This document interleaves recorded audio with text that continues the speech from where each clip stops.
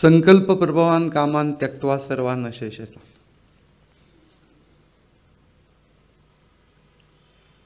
Meditation करताना काय करायचं ते सांगतात. म्हणजे एक्झॅक्ट प्रोसेस ऑफ मेडिटेशन, त्याचा कोर. म्हणजे बाकी सगळं जर सांगितलेलं की ध्यान वगैरे करत जा, चांगलं असतं, लोकांना पण बरं वाटतं आपण गप्प बसलो की. पण हे सगळे जरी का फायदे असले व्यावहारिक, कुणाला उत्तर द्यायचं नसलं की ध्यानात जायचं आपण. काय करतायत? ध्यानात आहेत.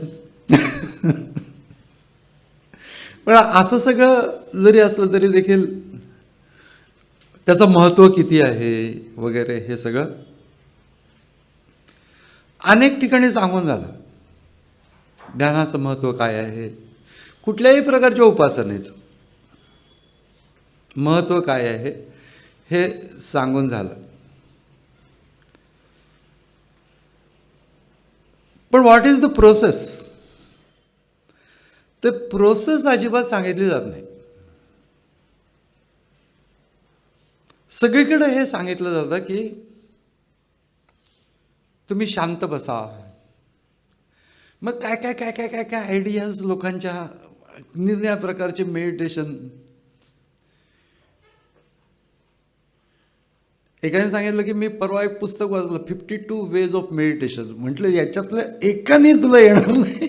52 वेज ऑफ मेडिटेशन, एका गोष्टीवर फोकस करायचे ते जर का तू 52 प्रकाराने समजून घ्यायला लागला तर कसं होईल. म्हणून एकाच प्रकाराने समजून घ्यायला पाहिजे.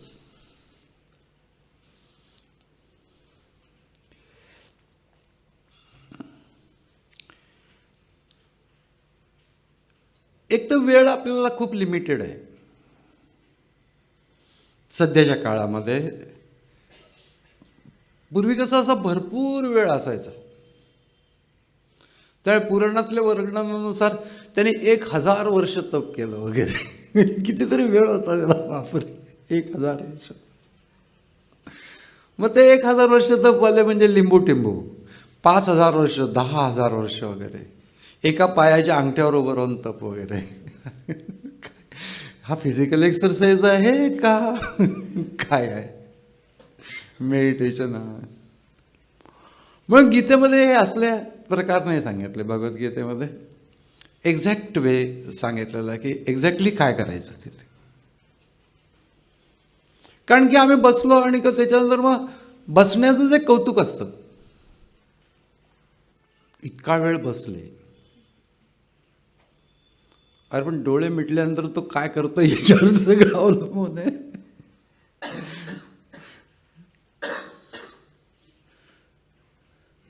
सबंध महिन्याचा हिशोब डोळे मिटल्या मिटल्या करता येतो. प्लॅनिंग करता येतं डोळे मिटल्या मिटल्या. हे सगळे प्रकार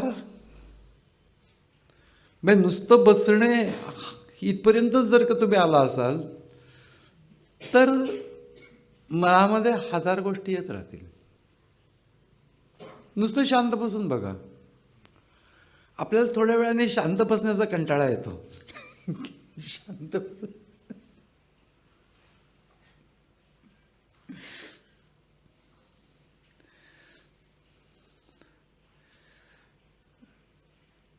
मोठी मोठी माणसं असतात ते जास्ती बोलत नाहीत.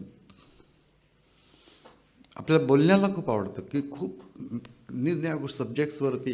त्याचप्रमाणे शांत बसण्यावरती सुद्धा लोक खूप बोलतात. मौनावरती खूप बोलतात. 1.5 तास मौनावर लेक्चर असं ते करत होतं. मग याच्यामध्ये जरा कमी बोलावं असं म्हटलं जातं की देवानी माणसाला डोळे 2, नॉस्ट्रिल्स 2, कान 2 असे दिलेत. फक्त तोंड एकच दिलंय की त्यांनी थोडं कमी बोलावं, थोडं कमी खावं.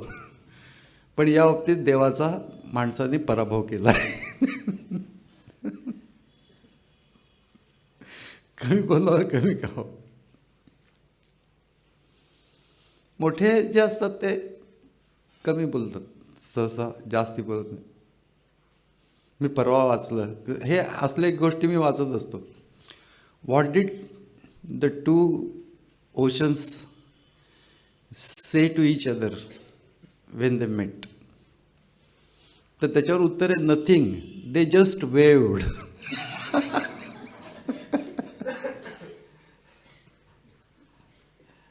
फार आवडलं. They just waived. हा जो प्रकार आहे हा बाह्य आहे. दररोजच्या जीवनाच्या मध्ये आम्ही थोडंसं संयमित करायला पाहिजे. एकंदर आमच्या सर्वच ॲक्टिव्हिटीज या संयमित असायला पाहिजे. युक्ताहार विहारस्य युक्तचेष्टस्य कर्मसु युक्त स्वप्नावबोधस्य योग भवती दुःख. हा दुःख हरण करणारा योग तुला प्राप्त होईल. पण तू हे लक्षात घे की तुला संयम ही महत्त्वाची गोष्ट आहे. कारण संकल्प प्रभवान कामान त्यक्त्वा सर्वांना शिष्यता हा एक म्हणजे सर्व जे संकल्प आहेत, whatever we decide, whatever comes to our mind, give up everything. Process of मेडिटेशनमध्ये इतर वेळेला नाही. इतर वेळेला आपल्याला चाललंच आहे. असं जीवन कसं चालेल सगळं सोडून दिलं तर? त्यामुळे ते सगळं करणं भागच आहे. पण एक मुख्य प्रोसेस ऑफ मेडिटेशन ती नेहमीच्या व्यवहारापेक्षा वेगळी का आहे त्याचं भगवद्गीतेने वर्णन केलेलं आहे की आश्चर्यवत पश्यति कश्चिदेनम. कधीतरी कुणीतरी एखादा आश्चर्यवत आश्चर्यासारखा या प्रिन्सिपल ऑफ सेल्फला पाहतो, आत्म्याला पाहतो. मी म्हणत असतो. सगळा जो आहे तो मीला धरूनच असतो. परंतु दॅट इज पर्सनॅलिटी सेल्फ. आणि तो सोडून ओरिजिनल सेल्फ मी याची जाणीव आपल्याला असते, प्रत्येकाला असते. पण ती स्पष्ट का होत नाही तर नंबर ऑफ थॉट्स, संकल्प. उद्या काय करायचं आहे, डोळे मिटल्यानंतर ध्यानाला. अरे उद्याचं उद्या बघू ना. आत्ता वेळ आत्ताच ठरवणार की उद्या काय करायचं ते. आनंद गोष्टी. आणि आपला मुळीच कंट्रोल नसतो की काय उठेल चित्तावरती. ते अंबुराव महाराज म्हणून होऊन गेले, त्यांचे 9 hours मेडिटेशन रोज करत असत. रोज 9 तास मेडिटेशन, 3-3 तासाचे 3 सेशन्स करत. तर त्यांनी त्यांच्या आठवणीत लिहिलेलं आहे की एकदा मी मेडिटेशनला बसलो असताना माझ्या डोळ्यासमोर निंबाळपासून ते विजापूरपर्यंतची सगळी स्टेशनं मला आठवत गेली. आणि मध्ये एक स्टेशन आहे ते काही केले आठवेना. आणि माझं ध्यानच लागेना. म्हणून मी उठलो आणि बाहेर तो पुंडप्पा म्हणून होता, त्याला विचारलं की अरे ते स्टेशन कुठलं. मग त्याने सांगितलं लोकूर. लोकूर. हां. मग मी बसलो. त्यांनी असं लिहिलेलं आहे. म्हणजे हे लोक असतात ना ते भयंकर प्रामाणिक असतात. म्हणजे अशा प्रकारच्या मोठ्या पदाला पोचलेले असतात ते खूप प्रामाणिक असतात. त्यांनी असं स्वच्छ लिहिलं की माझा त्या स्टेशनशी काही संबंध नव्हता. मी कधी त्या स्टेशनवर उतरलो सुद्धा नव्हतो. फक्त पाटी बघितलेली होती, परंतु तेच मला आठवेना आणि मी ध्यानात ते आठवत बसलो.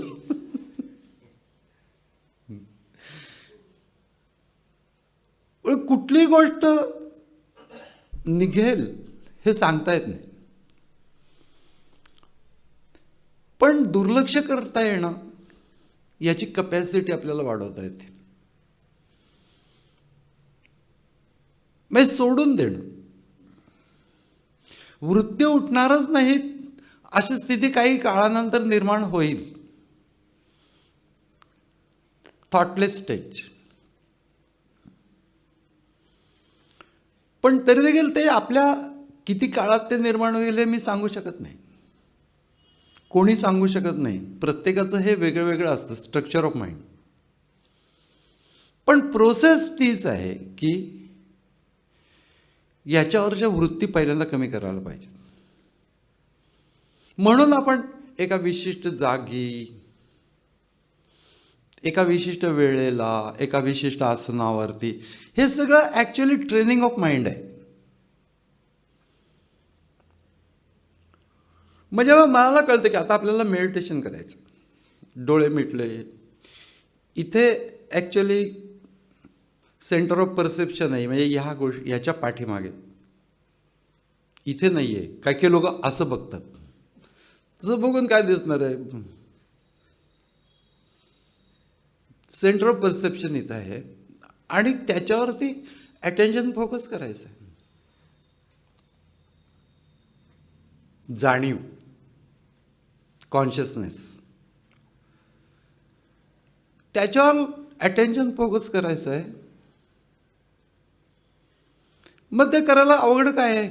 अवघड हेच आहे की अटेन्शन फोकस करायला लागणं हा विचारच पहिल्यांदा करायला लागतो आणि तो थॉट पण निघून जातो इतर थॉट्सच्यामुळे. आणि आपण काय करतो हे लक्षातच येत नाही की आपण हे करतो आहोत म्हणून. पण हळूहळू सवय लावून लावून लावून लावून आपण या स्टेजला येऊ शकतो की स्टॉप म्हणजे स्टॉप. ट्रिमेंडस कपॅसिटी याच्यात डेव्हलप होत जाते. ही सगळ्यात मोठी कपॅसिटी आहे की you have control over your thought process. मला आता या प्रकारचे विचार नको आहेत, स्टॉप की स्टॉप, मुळीच होत नाही.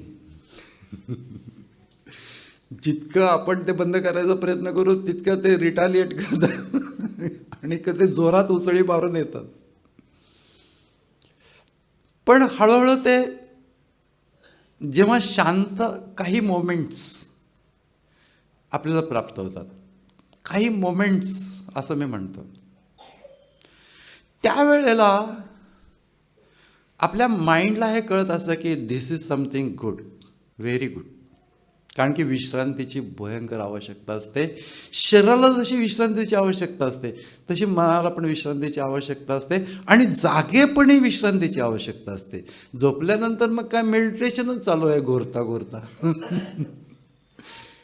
या पद्धतीचं जे आहे ते तमोगुणात्मक आहे. म्हणजे इट इज विथ इनर्शिया, जडत्व. त्याने ते होणार नाही. नाहीतर मग ध्यानाची सगळी प्रोसेस कशाला डेव्हलप केली असते? सगळ्यांनी झोपा म्हणून सांगितलं असतं. गाद्या, एवढी एकच गोष्ट.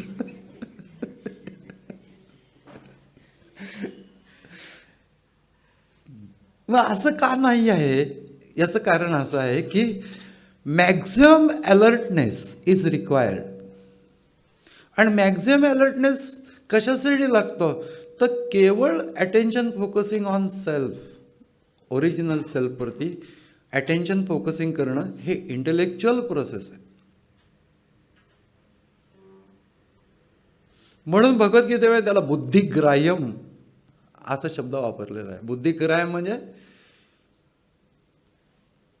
इंटेलिजन्सने तुम्ही ते तिथपर्यंत जाऊ शकता की शेवटी काय की आपण ठरवतोच ना की आत्ता हे नाही, आत्ता ते नाही, आत्ता ते नाही.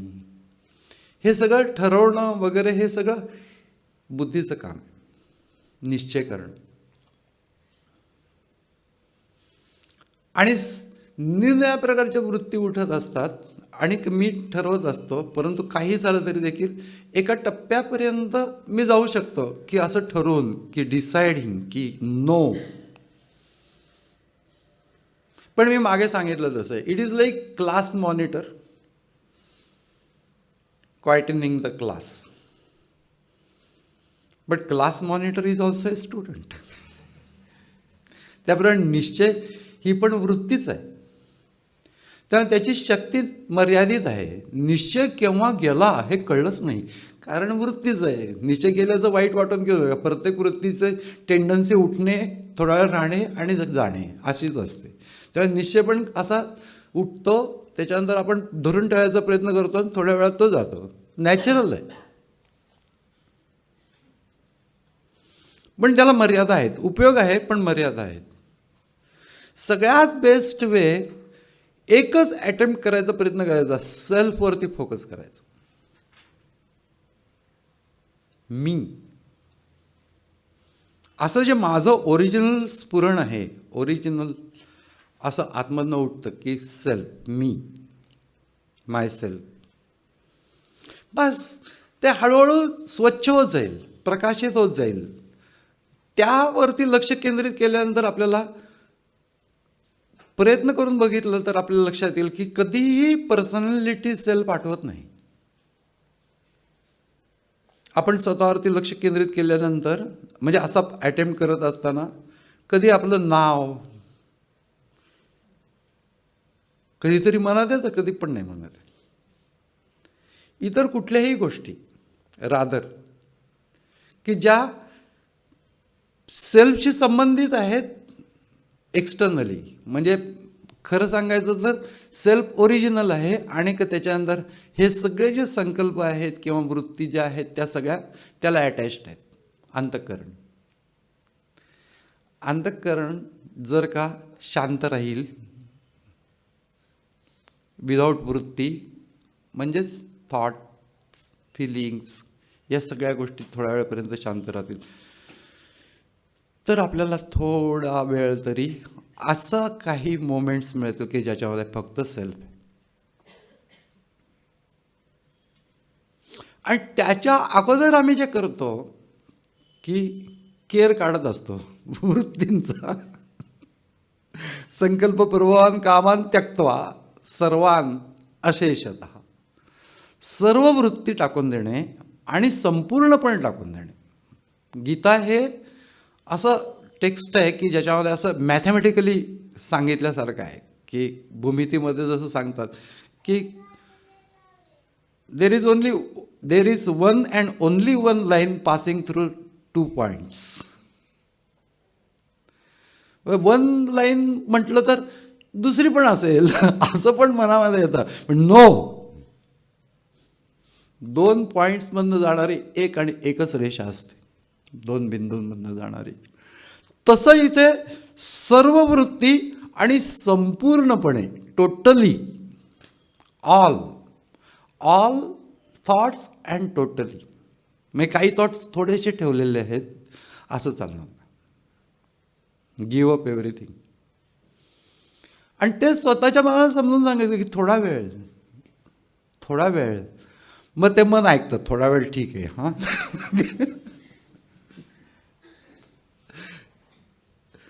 कारण त्याला जर का म्हटलं की आता 2 तास काही हलायचं नाही, 1 मिनिट बसू देणार नाही, ते 1 मिनिट शरीराने तुम्ही बसू शकाल, पण आतमधलं फिरणं आहे ते थांबणार नाही. आतमधलं फिरणं थांबवणं हा संकल्प प्रभावान कामान त्यक्त्वा सर्वान अशेषता. अशेषता म्हणजे काही बाकी न ठेवता, नो बॅलन्स. आपलं अकाउंट असेल ना मधनं बँकेत नाही येतं की नो बॅलन्स. परवा मी एक हे वाचलं, खूप छान आहे. तर एक ऑइल इंडस्ट्री ज्याचे आहे तो होता आणि कसं मिडल ईस्टमधला, आणि त्याला खूप मोठी कॅश काढायची होती म्हणून त्यांनी त्या बँकेला चेक दिला तर बँकेकडनं तर चेक परत आला, नो बॅलन्स, आणि खाली लिहिलं होतं विथ अस.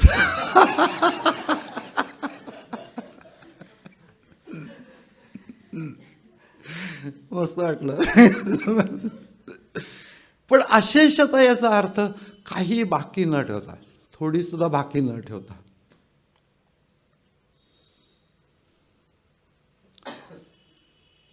पण हे होईल कसं? तर पहिल्यांदा ठरवतो आपण, थिंकिंग करतो, आणि थिंकिंग करताना असं ठरवतो की नथिंग, नाही, काही नाही. मग काही नाही हा थॉट राहतो, आणि तो थॉट पण जायला पाहिजे, म्हणजे अशेषता होतं. नाही तर काही नाही हा थॉट राहील, काही नको वगैरे. हे सगळं प्रिपरेटरी फेज आहे. It's not A final phase. Preparatory फेजमध्ये काही नको असं आपल्याला ठरवायला लागतं. मला आता काही नको आहे. याच गोष्टीला धारणा असं म्हणतात. मग काही नको तर काय असेल? तर 2-3 गोष्टी सांगितलेल्या आहेत. त्यातलं एक गोष्ट म्हणजे thought of the process of meditation, की मी नंतर काय करणार आहे. मी हे करणार आहे की मी इथे लक्ष केंद्रित करणार आहे. त्याच्यानंतर I am going to focus my attention on consciousness of self. हे डिसाइडिंग जे आहे, या सगळ्या डिसाइडिंगला धारणा असं म्हणतात, आणि ते ॲक्च्युअली करायचा प्रयत्न करणे याला ध्यान म्हणतात. म्हणजे ध्यान इज प्रॅक्टिकल आस्पेक्ट ऑफ धारणा, आणि धारणा हा थिरॉटिकल आस्पेक्ट ऑफ ध्यान, असा लक्षात घेतलं पाहिजे. अवघड नाही आहे काय, इट इज सिम्पल. अंडरस्टँडिंगला सिम्पल आहे, पण करताना हे या पद्धतीने जायला पाहिजे की थिंकिंगनी पहिल्यांदा असं ठरवणे, डिसाईड करणे की आत्ता मी काही करणार नाही. किती वेळ? 5 मिनटं, 10 मिनटं, तुला किती वेळ असेल तसा. पण त्यावेळेला मी काहीच करणार नाही तर मी काय करू? तर एखादा मंत्र लागतो, तसं मंत्र घेतात एखाद्या वेळेला, तर मंत्रावर फोकस कर. तर मंत्रावर फोकस केलं तरी सॅटिस्फॅक्शन नाही मिळत. याचं कारण मंत्र इज नॉट माय गोल. म्हणून हे सगळे लोक ज्यावेळेला ह्याच्यावरती मंत्रातनं तुमचं काहीतरी होईल असं नको आहे आम्हाला. म्हणजे भगवद्गीता असं सांगते की काय होणार हे निश्चित आहे, काय करायचं हे काहीतरी होईल असं नकोच आहे. म्हणून संकल्प प्रभवान कामान त्यक्त्वा सर्वान अशेषतः, याच्यामधला एक पार्ट आहे तो थिंकिंग, त्याने ठरवणे, डिसाईड करणे. दुसरा पार्ट आहे तो म्हणजे टेक सम मंत्र, म्हणजे रिपीट सम मंत्र, जे लाईक ओम किंवा Soham.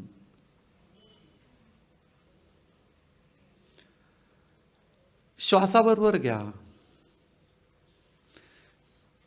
While inhaling, exhaling, you can have Soham किंवा ओम.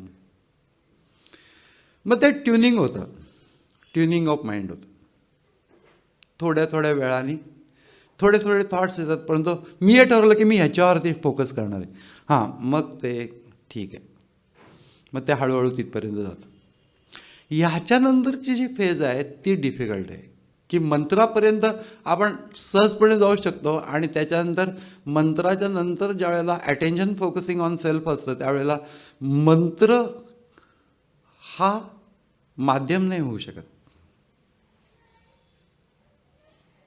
टूल नाही होऊ शकत. Attention is the tool, focus on self. मंत्र जर का म्हणत बसला तर ते कम्फर्टेबल असतं, कारण की त्याच्यामध्ये इंटेलेक्च्युअल पार्ट असा काही वापरला नाही जात. पण जेव्हा तुम्ही सेल्फवर फोकस करता त्यावेळेला तुम्हाला इंटेलेक्च्युअल पार्ट टोटली वापरायला लागतो.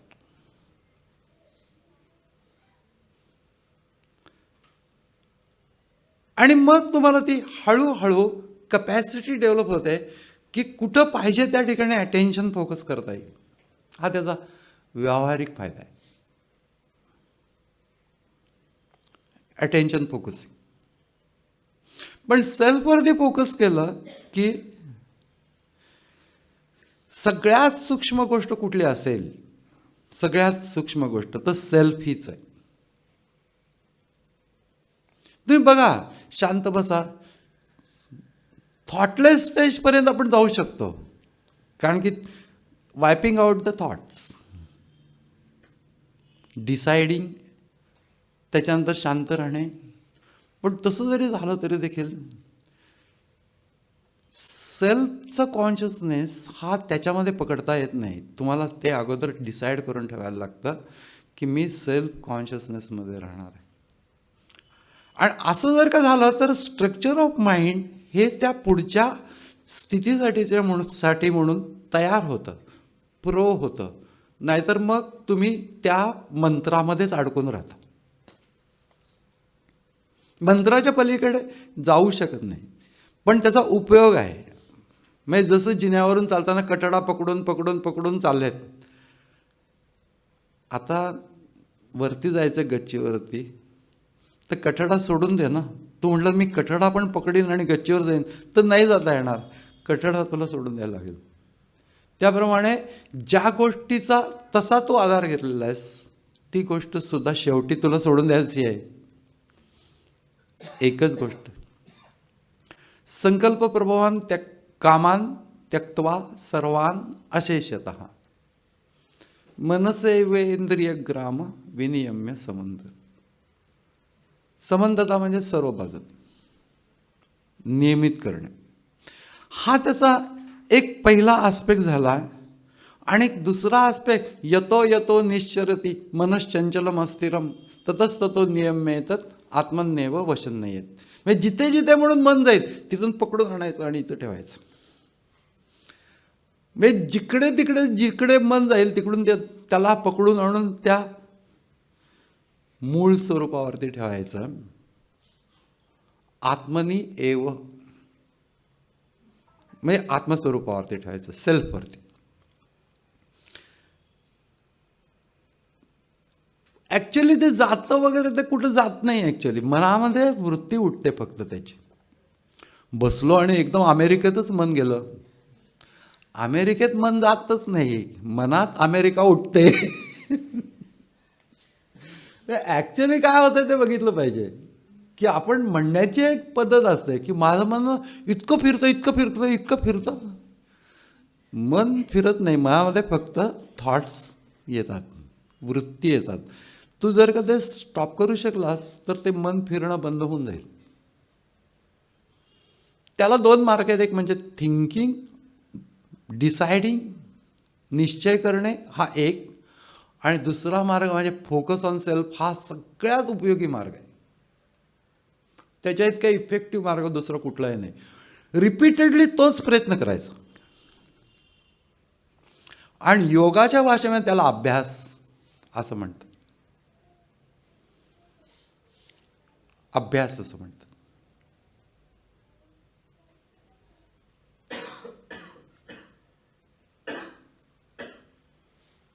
असं केल्यानंतर परत भगवद्गीता सांगते की जे फार महत्त्वाचं आहे, ही गोष्ट स्टेप बाय स्टेप होईल, शनै शनै.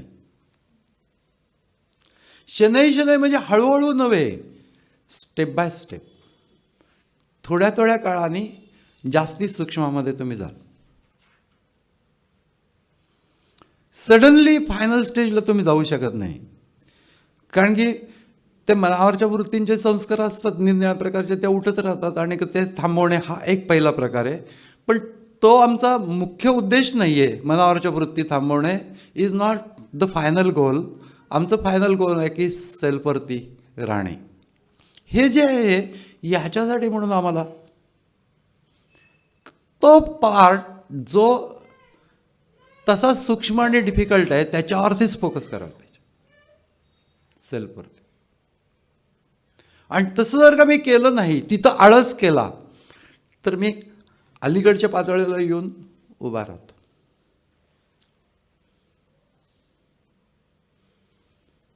मग तिथून पुढे एक प्रकारचा इनर्शिया डेव्हलप होतो. ठीक आहे ना, मंत्र म्हटला तरी चालतं की मग मंत्रच म्हणूया. असं करून त्याचा जो सूक्ष्म भाग आहे त्याच्यावर जाण्याची टेंडन्सीच नष्ट व्हायला लागते.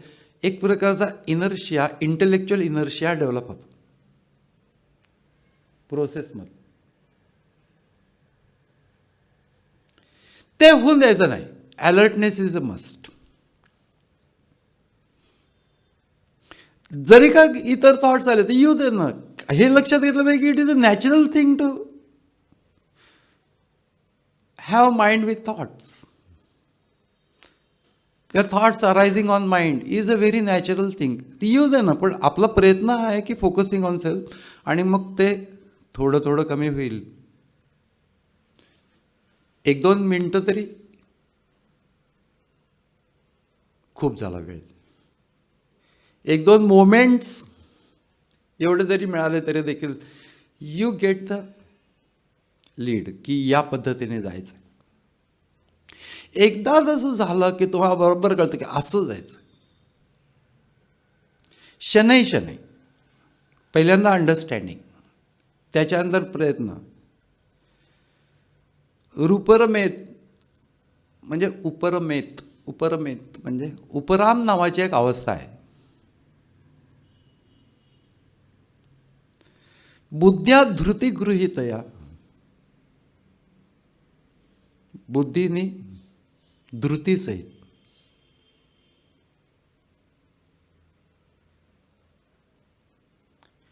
धृती म्हणजे काय? तर बुद्धीत जे ठरवलेलं असतं ते कृतीत आणणं, याला जो फोर्स लागतो त्याला धृती असं म्हणतात. म्हणजे मतीत असलेलं कृतीत आणण्यासाठी जी लागते तिला धृती असं म्हणतात.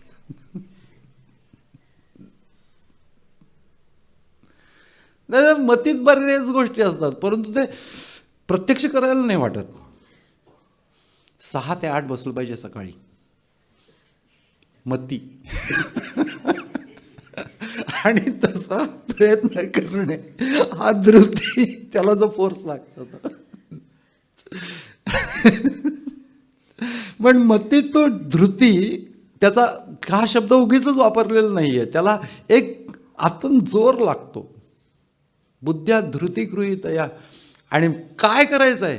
आत्मसंस्थम. अगदी त्या योगाचं जे अंडरलाईन्ड काय असेल, कोर काय असेल, तर आत्मसंस्थम म्हणजे stabilize on self. Attention stabilized on self. आत्मसंस्थम मन कृत्वा न किंचित अपि चिंतेत. आणि दुसऱ्या कुठल्याही गोष्टीचा विचार करू नका. मग ही प्रोसेस ऑफ मेडिटेशनचा कोर आहे. हे बाकीच्या सगळ्या गोष्टी ज्या आहेत त्या त्याला सपोर्टिव्ह आहेत, पण ते त्याचे उद्देश नव्हेत. आत्मसंस्थम मन कृत्वा हा त्याचा उद्देश आहे, म्हणजे प्रोसेसचा. आणि आत्मस्वरूप त्याचं ज्ञान होणं हा त्याचा फायनल उद्देश. पण ते ज्ञान होण्यासाठी या प्रोसेसमधनं जायला लागतं. सेल्फची ओळख व्हायला लागते. स्वतःची ओळख करून घेणे. पहावे आपण असे आपण या नावत ज्ञान. म्हणजे सिम्प्लिफाईड पद्धतीने पहिल्यांदा आपण समजून घेतलं पाहिजे. खूप कॉम्प्लिकेटेड लिहिलेलं असतं योगाच्या बाबतीमध्ये वगैरे.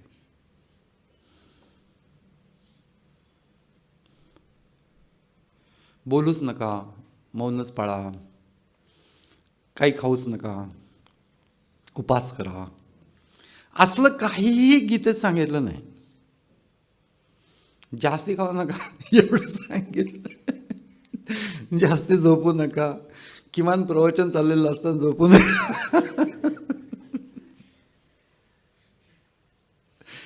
मग भगवद्गीता हे एकदम परफेक्ट आणि प्रिसाईज. आणि प्रिसाईज म्हणजे सब्जेक्ट एक्सप्लेन करण्याच्या बाबतीत प्रिसाईज आहे. नाहीतर काही काही लोक एकदम प्रिसाईजली बोलायचं. प्रिसाईज म्हणजे तो शब्द त्यांना असा व्यापून टाकतो.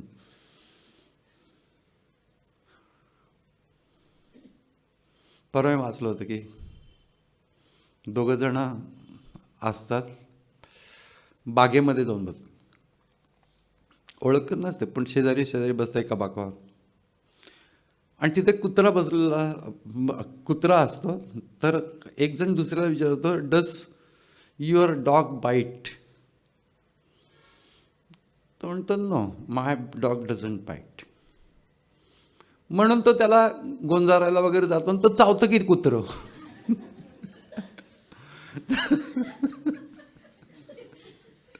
तर तो म्हणतो, you said your dog doesn't bite. तो म्हणतो, but this is not my dog.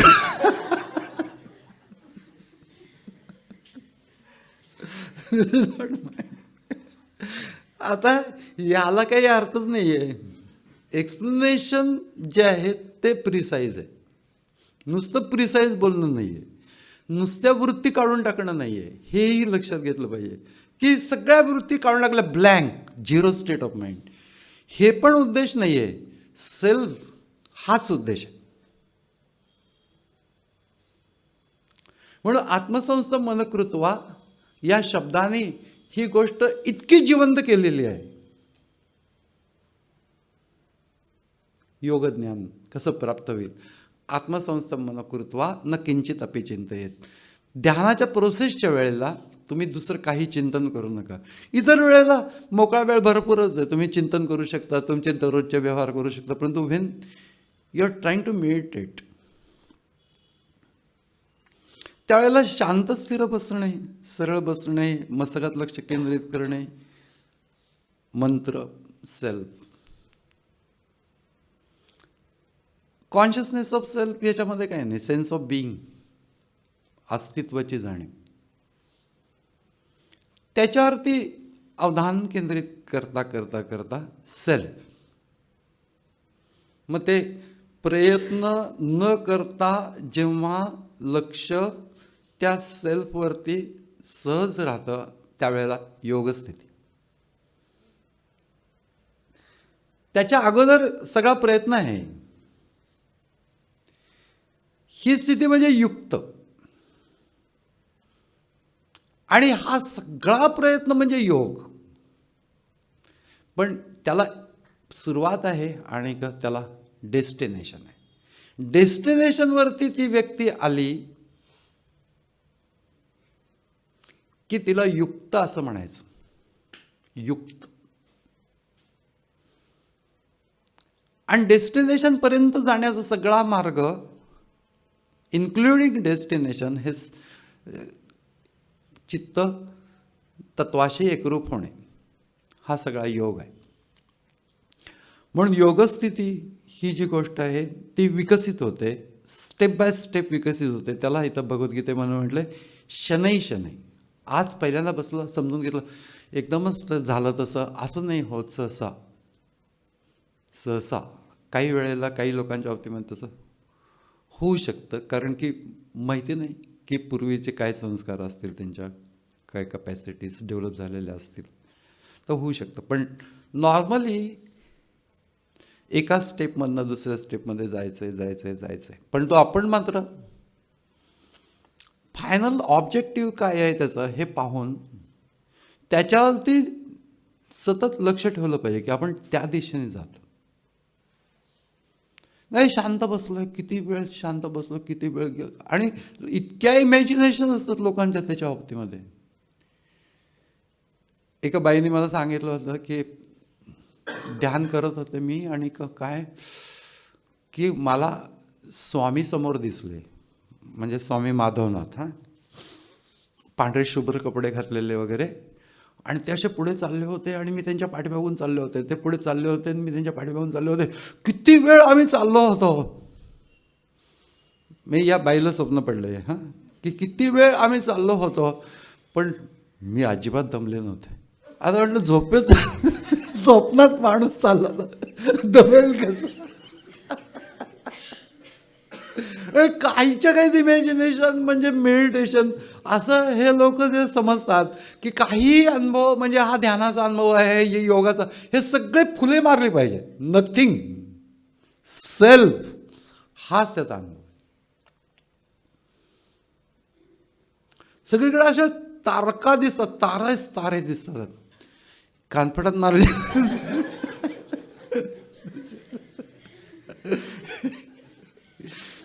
हे काही उद्देश नाही आहेत आणि हे काही अनुभव पण नाही आहेत. तुम्ही काही या भानगडीमध्ये पडूच नका. जो गीतेने शास्त्रशुद्ध मार्ग सांगितलेला आहे तो शास्त्रशुद्ध मार्ग सांगतो की तुम्ही काही न करता सेल्फवरती राहा. बास, थोड्या वेळासाठी राहा, हळूहळू ते विकसित करा आणि मग काही काळानंतर you get accustomed to that process आणि मग त्याच्यानंतर तुमचं ध्यान तुम्हाला त्या तत्वापर्यंत घेऊन जाईल. शनै शनै म्हणजे क्रमाक्रमाने. आपण पण हा भाग थोडा क्रमाक्रमाने बघूया. हरिओम तत्सत. हरिओम.